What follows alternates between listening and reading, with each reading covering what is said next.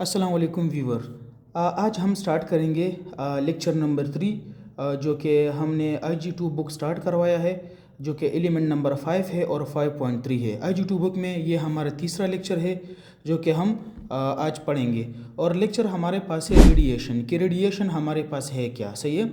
तो आज के टॉपिक में हम कवर करेंगे the type of radiation and their health effect, साथ में नॉन आयनाइजिंग रेडिएशन, फिर पढ़ेंगे आयनाइजिंग रेडिएशन, फिर इसके बाद basic radiation protection strategies and last on roll of monitoring and health surveillance. ये चीज़ें जो है आज हम कवर करेंगे रेडिएशन के टॉपिक में। तो आते हैं, सबसे पहला मैं आपको जो है इंट्रोड्यूस करता हूँ रेडिएशन कि रेडिएशन हमारे पास है क्या। Radiation is a form of energy that travel from one place to another in the form of waves or particle। Radiation हमारे पास वो एनर्जी होती है जो कि ट्रेवल करती है एक जगह से दूसरी जगह, वेव्स के शक्ल में और या पार्टिकल के शक्ल में। अब आते हैं types of radiation and their health effect के। सबसे पहले रेडिएशन के टाइप्स है कितने और फिर इसके हेल्थ इफेक्ट हमारे पास क्या है। तो पहला हम टाइप हमारे पास है नॉन आयनाइजिंग रेडिएशन और दूसरा हमारे पास है आयनाइजिंग रेडिएशन। रेडिएशन के दो टाइप्स है। अब पढ़ते हैं डिटेल से नॉन आयनाइजिंग रेडिएशन हमारे पास है क्या। It is a radiation that cannot damage body cell deeply or break atom. It usually only produce heat or light effect। Radiation जो नॉन आयनाइजिंग रेडिएशन है ये हमारे पास इतने ख़तरनाक रेडिएशन नहीं होते, ना ये हमारे बॉडी सेल को जो है वो ब्रेक करते हैं, लेकिन नॉन आयनाइजिंग रेडिएशन जो है ये बहुत ज़्यादा हीट जो है ये प्रोड्यूस करता है। आते हैं एग्जांपल की तरफ। एग्जांपल सनलाइट हो गया, वाईफाई सिग्नल हो गए, मोबाइल फ़ोन सिग्नल हो गए, माइक्रोवेव ऑन हो गया या रेडियो वेव्स हो गए, ये हमारे पास है example of non ionising radiation. अब पढ़ते हैं health effect of non ionising radiation. Skin burn हो गया, इसके अलावा आई इरिटेशन जो कि ब्राइट लाइट की वजह से या हमारे आंखें डैमेज हो सकते हैं। सनबर्न एंड टैनिंग हमारे हो सकते हैं, हमारा जो स्किन है वो गहरा काला हो सकता है। Heat stress, body become too hot specially in strong sun and near equipment. जब हमारा कोई लेबर इक्विपमेंट के नज़दीक काम करता है या जब ज़्यादा जो है वो गर्मी होती है तो हमारा बॉडी जो है वो हीट स्ट्रेस प्रोड्यूस करता है। हेड जो हमारा जो है सर दर्द जो हमारा होता है तो वो भी बहुत ज़्यादा जो है ये प्रोड्यूस करता है, या बंदा जो है बहुत ज़्यादा थका महसूस करता है। वजह क्या है? नॉन आयनाइजिंग रेडिएशन के शुआओं की वजह से। लास्ट वन हमारे पास है इन रेयर केसेस, ये कभी ना कभी ये भी हो सकता है कि ये आपको स्किन कैंसर भी लगवा सकता है नॉन आयनाइजिंग रेडिएशन। तो ये थे हमारे पास नॉन आयनाइजेशन के हेल्थ इफेक्ट। अब पढ़ेंगे typical occupational sources of non ionising radiation. आज हम ये अब डिस्कस करेंगे कि जो नॉन आयनाइजिंग रेडिएशन है ये कौन कौन से पेशे में इस्तेमाल होता है। वेल्डिंग ऑपरेशन, इसमें हम नॉन आयनाइजिंग रेडिएशन इस्तेमाल करते हैं। इंडस्ट्रियल हीट इक्विपमेंट, लेज़र में, यूवी लाइट सोर्सेज में, रेडियो फ्रिक्वेंसी में, इन चीज़ों में जो है ये हमारे ऑक्यूपेशनल यूजेस है नॉन आयनाइजिंग रेडिएशन।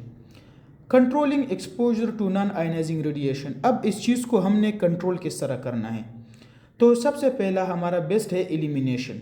जिस सोर्स से हीट बनती है, जिस सोर्स से लाइट बनती है, सबसे पहले हमने उस चीज़ को एलिमिनेट करना है। जो टूल्स है, जो इक्विपमेंट्स है, जो मशीनरी है, अब अगर उसको हम एलिमिनेट नहीं कर सकते मजबूरी की वजह से या काम की वजह से, तो दूसरा जो बेस्ट ऑप्शन हमारे पास है वो है substitution.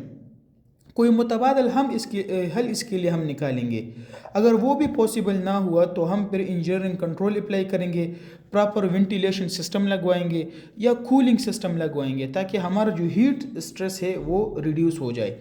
Maintain safe distance between worker and source, जो सोर्स पड़ी है, जो मशीनरी लगी है, जो टूल्स है जिससे हीट प्रोड्यूस होता है, हमने मेंटेन डिस्टेंस रखना है ताकि हमारा लेबर जो है इससे इफेक्ट ना हो, एक्सपोज ना हो। इसके साथ साथ जो है थर्ड नंबर हमारे पास है एडमिनिस्ट्रेटिव कंट्रोल। एडमिनिस्ट्रेटिव कंट्रोल हमारे पास क्या है? Limit exposure time. एडमिनिस्ट्रेशन की तरफ से कुछ हम प्रिकॉशन अप्लाई करेंगे, मसलन जॉब रोटेशन में हम चेंजेस लाएंगे। Train workers about hazard and safe procedure, हमने वर्कर को जो है क्या करना है, सही तरीके से हमने ट्रेन करना है कि इस काम को अपने सही तरीके से, सही प्रोसीजर से अपने सरंजाम किस तरह देना है। पर्सनल प्रोटेक्टिव इक्विपमेंट, हमने वर्कर को जो है पीपीई जो है वो भी हमने उनको देना है ताकि रेडिएशन से कोई जो है हमारा लेबर एक्सपोज ना हो जाए। ये था हमारा नॉन आयनाइजिंग रेडिएशन। अब आते हैं आयनाइजिंग रेडिएशन की तरफ कि आयनाइजिंग रेडिएशन हमारे पास है क्या। It has enough energy to break atom and damage body cell and DNA, that is why it is more dangerous. जो आयनाइजिंग रेडिएशन है ये हमारे बहुत ज़्यादा ख़तरनाक होते हैं। ये हमारे बॉडी सेल को भी डैमेज कर सकता है और हमारे डीएनए को भी डैमेज कर सकता है। फॉर एग्जांपल एक्सरे हो गया जो हॉस्पिटल में स्कैन होता है, सही है, गामा रेज हो गई, रेडियो एक्टिव मटीरियल्स हो गई, सीटी स्कैन हो गया, ये आयनाइजिंग रेडिएशन के एग्जाम्पल है। इससे जो रेडिएशन निकलते हैं ये आयनाइजिंग रेडिएशन, ये बहुत ज़्यादा डेंजर्स जो है वो होते हैं ये। अच्छा, नेक्स्ट आते हैं और पढ़ते हैं हेल्थ इफेक्ट के। अब इसके हेल्थ इफेक्ट हमारे पास है क्या। शॉर्ट टर्म इफेक्ट सबसे पहले पढ़ते हैं कि this can happen after high exposure in short term.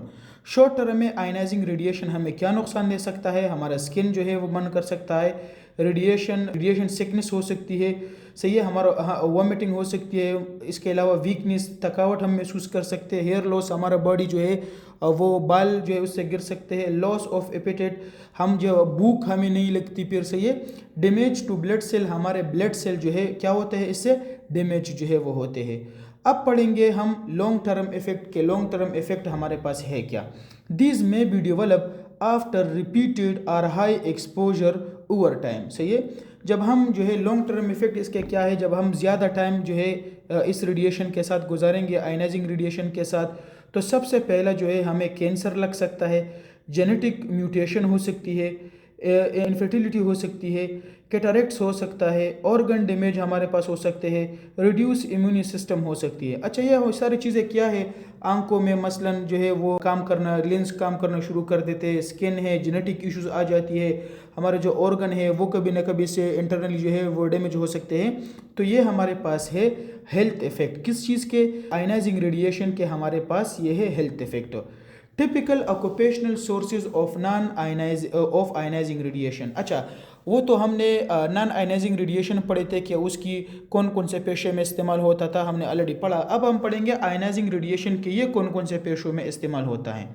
Ionising radiation is use in many industry and work place, common occupational sources included, like medical sector में हम आयनाइजिंग रेडिएशन इस्तेमाल करते हैं, इंडस्ट्रियल सेक्टर में भी इसको हम इस्तेमाल करते हैं, न्यूक्लियर इंडस्ट्री में भी हम जो है आयनाइजिंग रेडिएशन को जो है वो इस्तेमाल करते हैं। रिसर्च एंड लेबॉर्ट्रीज़, जो लेबॉर्ट्रीज होती है जहाँ पर रिसर्च होते हैं किसी भी चीज़ के रिलेटेड, तो वहाँ पर भी हम आयनाइजिंग रेडिएशन को जो है क्या करते हैं, हम जो है इस्तेमाल करते हैं।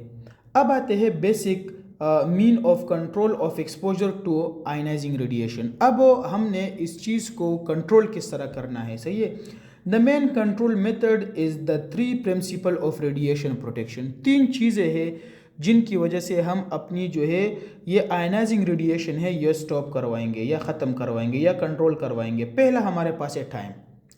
Reduce the time spend near the radiation sources. सबसे पहला हमने अपनी लेबर की जो सोर्स के साथ काम कर रही है, जो रेडिएशन पैदा कर रहा है, जो ख़तरनाक है, जो कि डेंजर से हमारे बॉडी सेल को डैमेज कर सकता है, हमारे डीएनए को डैमेज कर सकता है, तो सबसे पहले हमने क्या करना है, वहाँ पर जो है रिड्यूस टाइम, हमने अपनी लेबर की टाइम जो है वो कम करनी है, सही है वहाँ पर। दूसरा हमारे पास है distance increase distant from the source. हमने क्या करना है, जिस सोर्स से रेडिएशन आ रहे हमने डिस्टेंस को इंक्रीज करना है। Greater distance lower exposure. जब ज़्यादा डिस्टेंस होगा रेस से, जब ज़्यादा डिस्टेंस होगा रेडिएशन से, तो हमारा क्या होगा, एक्सपोजर उतना कम होगा, उतना हमारा वर्कर जो है हेल्थ इफेक्ट कम होगा, हमारे वर्कर को कैंसर नहीं लगेगा, हमारे वर्कर को फिर भूख वाली इशू नहीं आएगी, हमारा जो है ऑर्गन इससे डैमेज नहीं होगा, हमें स्किन कैंसर या जो है जो भी है ब्लड कैंसर, ये चीज़ें जो है वो नहीं लग सकती। तीसरा हमारे पास है और वो है shielding. Use protective barrier such as, सही है।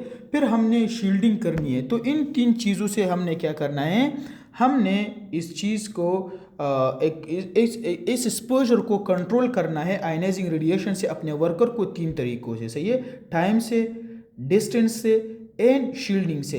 इन 3 चीज़ों से हमने अपने वर्कर को क्या करना है, कंट्रोल करना है।